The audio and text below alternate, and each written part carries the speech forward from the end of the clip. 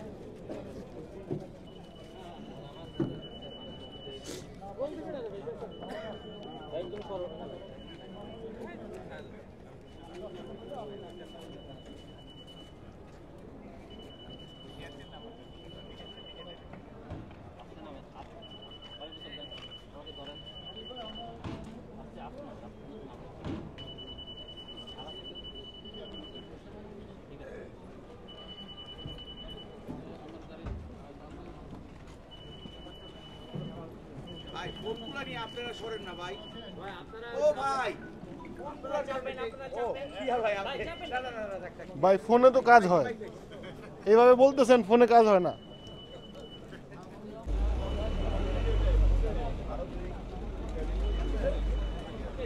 $2 লাখ টাকা দাম।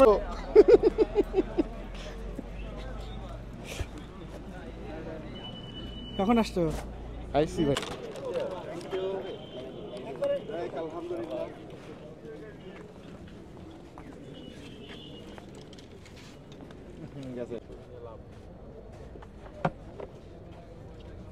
বেশি আমাদের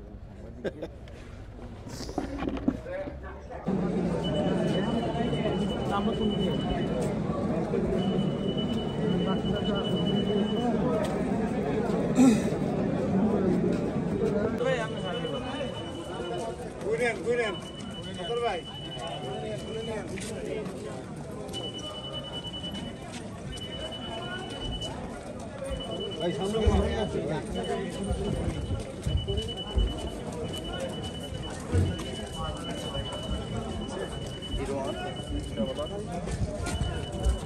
ভাই আপনি শোন, ভাই আপনি শোন, আপনি কেউ আসবেন না।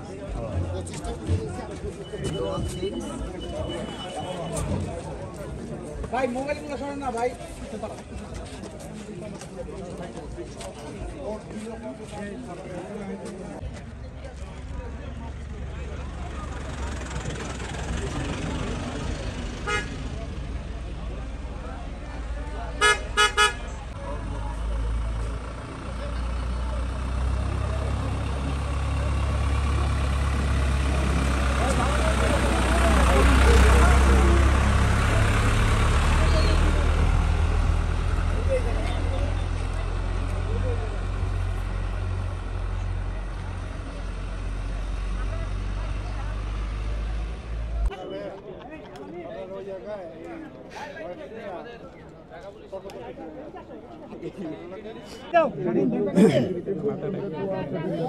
সবাই ওসমান একটু আসো সামনে, একটু দেখো সবাই যেন একটু দেখো। রহমান রহিম, আমরা সবার আগে মহান আল্লাহর কাছে আমরা শুকরিয়া আদায় করি। আপনারা জানেন যে আজকে কেরানীগঞ্জের এই বিশেষ আদালতে বিডিআর হত্যাকাণ্ডের বিষয়ে বিস্ফোরক মামলাটি আজকে প্রথমবারের মতো এই আদালতের বিচার কার্য শুরু হলো। আজকে একজন সাক্ষী মেজর ইউসুফ ইকবাল, তিনি 284তম সাক্ষী, আজকে আদালতে তিনি সাক্ষী দিয়েছেন। আমরা আসামিদের পক্ষে তাকে আমরা জেরা করেছি। আপনারা জানেন যে এই মামলাটি হচ্ছে বিস্ফোরক দ্রব্য আইনের মামলা। এর আগে পিলখানা হত্যাকাণ্ড সম্পর্কে আগে একটি দায়েরা মামলা বকশিবাজার আলিয়া মাদ্রাসা মাঠে হয়েছিল। সেই মামলাটি 2013 সালে রায় হয় তার বিরুদ্ধে মহামান্য হাইকোর্ট বিভাগে আমরা যারা সাজাপ্রাপ্ত ছিল আপিল করেছিলাম। মহামান্য হাইকোর্টের পরে আমরা যারা সাজা বহাল থাকে তাদের বিরুদ্ধে আমরা মহামান্য সুপ্রিম কোর্টে আপিল করেছি। মহামান্য সুপ্রিম কোর্টে এই আপিলগুলো এখনও শুনানির অপেক্ষায় আছে। আর বিস্ফোরক যে মামলাটি, তৎকালীন প্রসিকিউশন তারা ইচ্ছাকৃতভাবে এই মামলার বিচার কার্য বন্ধ রাখে, তারা সাক্ষ্য দিচ্ছিল না এবং পরবর্তীতে এই মামলাটি অনেক দেরিতে তারা বিচার কার্য শুরু করে।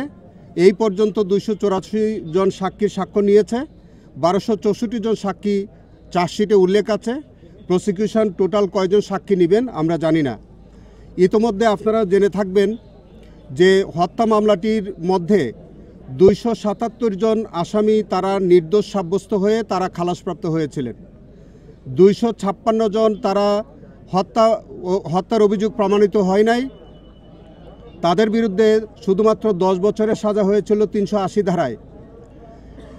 তো এই 256 জন এবং 277 জন আসামি, তাদের মধ্যে 30 জন আসামির বিরুদ্ধে সরকার পক্ষে একটা আপিল ফাইল করেছিল মহামান্য হাইকোর্ট বিভাগে। সেখানে 19 জনের মতো তাদের নতুন করে সাজা হয়, যার পরিপ্রেক্ষিতে 277 জন যারা খালাসপ্রাপ্ত হয়েছিল এখন প্রায় 250 জনের অধিক মানুষ তারা নিচের কোর্টে এবং হাইকোর্টে মিলিয়ে তারা খালাসপ্রাপ্ত আছেন। এবং যে 256 জন যাদের 10 বছরের সাজা হয়েছিল সেই লোকগুলোর সাজা 2010 সাল থেকে আজকে 2025 সাল, তাদের 10 বছরের সাজা ইতোমধ্যে সার্ভড আউট হয়ে গেছে, যার কারণে তাদেরও আর কোনো সাজা বিদ্যমান নাই।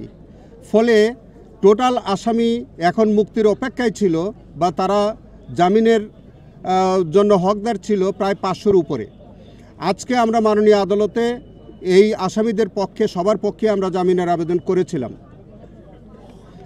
মাননীয় আদালত আজকে সব কিছু বিচার বিশ্লেষণ করে তিনি একটি অপিনিয়ন ব্যক্ত করেছেন।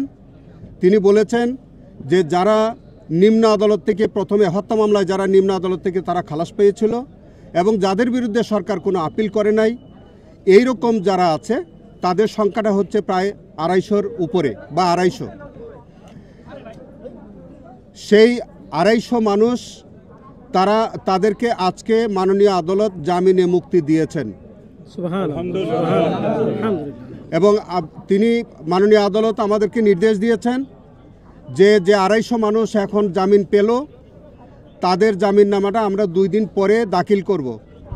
আমরা ভালো করে স্ক্রুটিনি করে কেউ যাতে কোনো অন্য আসামি যারা সাজাপ্রাপ্ত এরকম কেউ যাতে এসে ভুল বেল বন্ড যাতে সাবমিট না হয়ে যায়, এই জন্যে আমাদেরকে দায়িত্বশীলতার সাথে এবং আমাদের হত্যা মামলার রায়ের কপি দেখে এবং হাইকোর্টের রায়ের কপি দেখে টালি করে যারা উভয় কোর্ট থেকে খালাসপ্রাপ্ত এইরকম 250 জনের পক্ষে আমরা আগামী 2 দিন পরে যাচাই বাছাই সাপেক্ষে আমরা তাদের পক্ষে জামিননামা দাখিল করলে তারা আগামী 2 দিন পরে জেলখানা থেকে মুক্তি পাবেন। আর যাদের সাজা ইতোমধ্যে শেষ হয়ে গেছে, যাদের 10 বছরের সাজা ছিল, এই সাজাটা এখন আর তাদের নাই। আমরা মাননীয় আদালতের কাছে অনুরোধ করেছি, সাবমিশন রেখেছি যে তাদের জামিনের বিষয়গুলো যাতে পরবর্তী ধার্য তারিখে বিবেচনা করেন। মাননীয় আদালত আমাদেরকে বলেছেন যে আজকে যারা সম্পূর্ণরূপে খালাস তাদের বিষয়টা ওনারা নিষ্পত্তি করেছেন, আর 10 বছর যেগুলো ছিল যাদের সাজা শেষ হয়ে গেছে তাদের বিষয়গুলো পর্যায়ক্রমে আমাদের আবেদনের প্রেক্ষিতে মাননীয় আদালত বিবেচনা করবেন।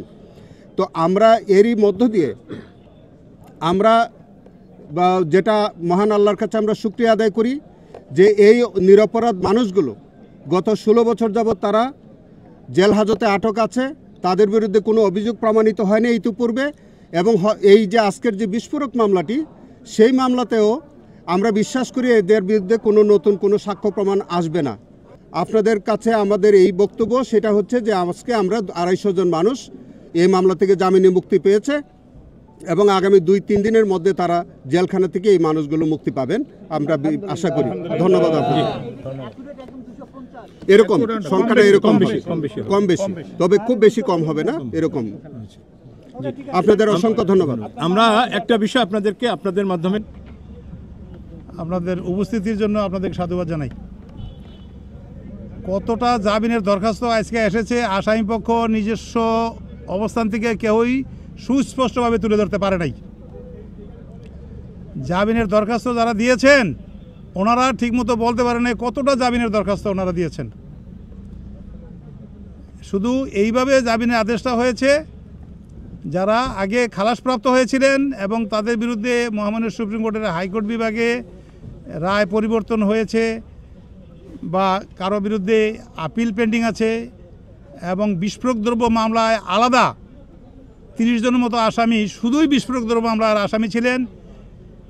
এই আসামি ব্যতি রেখে অন্যান্য খালাসপ্রাপ্ত আসামিদেরকে জামিন মঞ্জুর করা হলো, এই মর্মে একটা আদেশ দেওয়া হয়েছে।